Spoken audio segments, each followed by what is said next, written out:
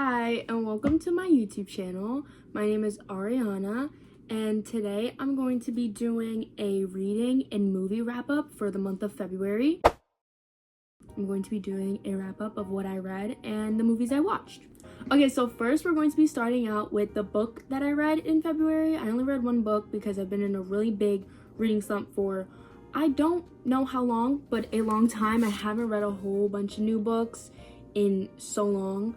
So yeah, I've just been rereading my favorite books and what I'm familiar with. First book is Unloved by Peyton Corrine. Last year I read Unsteady by her, which I really liked. I think I gave that one like a 4.5. Unsteady, I don't really remember. I just know I loved it. I thought it was just going to be a fluffy rom-com hockey book. It was anything but that. I cried to both of them. I cried to Unloved and Unsteady. I sobbed at the end of this book.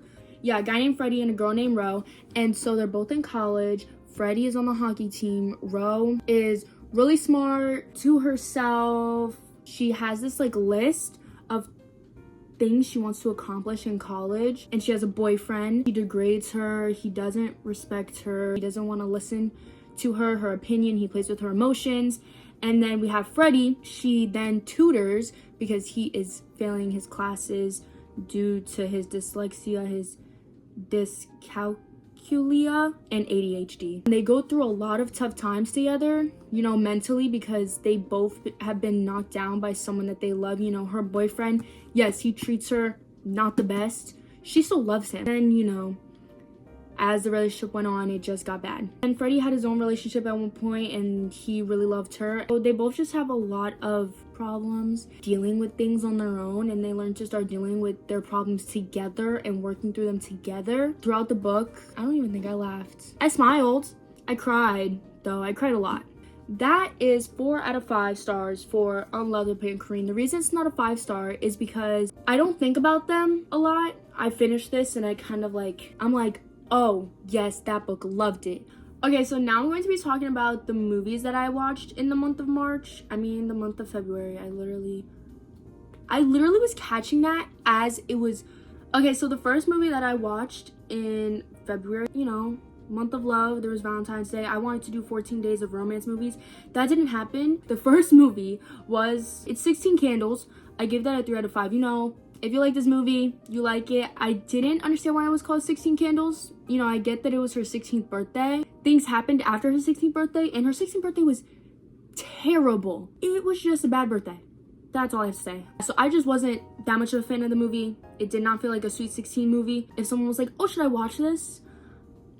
Okay, so the next movie is Never Been Kissed. It has Drew Barrymore in it. I give it a 1.5 out of 5. The movie's terrible.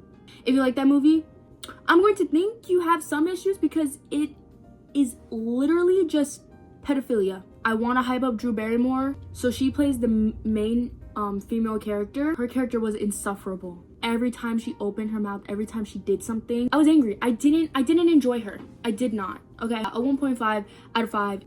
The next movie I have is Down to You. That's a 3 out of 5. It was so good up until the plot twist. I'm pretty sure it's a plot twist because I don't remember it being in the description. I will look it up right now. I go into a lot of things blindly. To me, what happened was a plot twist. I hated it because I was really enjoying the movie, and then next you know, this thing happened, and I was like, what? So then I didn't ship them anymore. The movie ended how it ended, and I was angry. If someone asked me if they should watch it, I'd say yes because I did like it. Up until the end. The end was so annoying. Then I watched Morning Glory. I gave that a 3 out of 5. I thought that movie was like rom-com primarily. I was stressed out. Female character was stressing me out. She had just a lot going on in her head. She had a lot trying to run this news business. It was a lot. It was really cool. I want to do something in writing. Journalism is a big option. That was really cool to see what they do behind the scenes. After like 20 minutes, it got really repetitive. I wouldn't watch it again. I think I literally gave it a 3 out of 5 because I just liked that it had to do with the news and journalism. I thought that was very cool. The next movie that I watched is We Live in Time, 4 out of 5. Timeline jumps were a little confusing for me because I wasn't paying like complete attention, so I would have to like rewind because it wouldn't give like a time stamp. I didn't sob I really liked how their relationship was like intimate. He was working with her, not against her. He wasn't making her do everything by herself. He was very helpful. To see a relationship while she wasn't pregnant, while she was pregnant, when they had their kid, it was very nice to see. Next movie I watched was Twilight New Moon. I rewatched this a millionth time.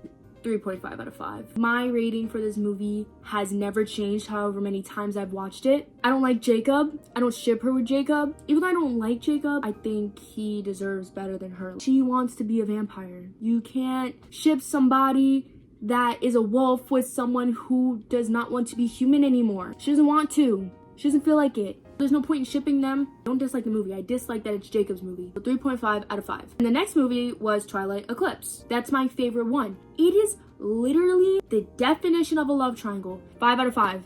They're literally up in the mountains. She's cold. Edward can't warm her up. Jacob has to come in and cuddle her in front of Edward. Oh my god. Oh, that's why the third one is just so amazing. They kiss. Next movie I watched My Stepmom. My stepmom likes to do this thing where she will tell me this movie's a rom-com, and it's the furthest thing from it. We've watched a lot of movies together, and I really love that. I appreciate that. I think that's very nice. She's introduced me to a lot of movies, a lot of actors that I didn't know of before, and that's something I cherish deeply. We watched Ghost. That is like a mystery thriller. I don't think it's a rom-com. Romance, I guess. We watched Hope Floats. She said, "This is my favorite. This is a rom-com, blah, blah, blah." I sobbed. 4 out of 5. Great movie. Comforting movie. A sad comforting movie, but comforting. She told me rom-com. It's not a rom-com. Don't go into it thinking it's rom-com. Go into it knowing you're going to feel real emotions with these characters. I also forgot all about the romance. I was just thinking about our female main character's life and how she's navigating. I always tell her, I look to her and I'm like, this was not a rom-com. I did not laugh. Never once did I laugh. Next movie I watched with her. We watched Crazy Stupid Love. I gave that a 3.5 out of 5. It was funny. The romance was there. Ryan Gosling and Emma Stone. What more could you want? Then I watched Companion. I gave it a 3 out of 5. Go into this movie without knowing anything. Like watching the trailer, reading the blurb. You aren't going to be impressed. But if you go into it not watching the trailer, not reading the blurb, which is what I did. We did not know anything about this. It just has Sophie Thatcher. Yeah, my girl. I'm obsessed with her. She's so beautiful. She's in Yellow Jackets. I love Natalie in Yellow Jackets. Anyway, watched Companion, went into it blindly, shocked. Then I rewatched It's What's Inside. I watched it the first time with my brother. 4 out of 5. The twists and the things people do to get what they want. Then I watched A Star Is Born. I gave that a 3.5 out of 5.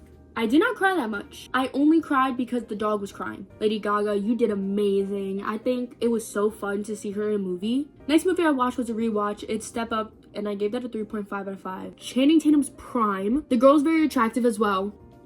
Hot couple. Dances, amazing. Songs, so good. I never skip a dance movie. Dance movies are the best. Next movie I watched Dog Man. Gave that a 3 out of 5. I was sad the whole time. I thought it was gonna be funny. I thought it was gonna be like a cute kids movie. It wasn't. It was sad, depressing. It was good though. Okay, and the last movie I watched was The Conversation. I gave it a 2.5 out of 5 because the pacing is excruciatingly slow. Harry Cole, that's his name. He's the main character. Who said he has these ladies wrapped around his finger? Like, why are you guys pining after this man, crawling for him, and he's just brushing you to the side? He's balding, he's got wrinkles. He's just not popping. 2.5 out of 5 because I think the concept was really cool. But we were watching it for like sound because it's one of the best movies for sound. It was cool because you see them like mixing it and, you know, like playing around with it and like tweaking the voices and tweaking how this sounds and this sounds. That was really cool. I hope you guys enjoyed, and bye! We're like Venus and Mars. We're like different stars.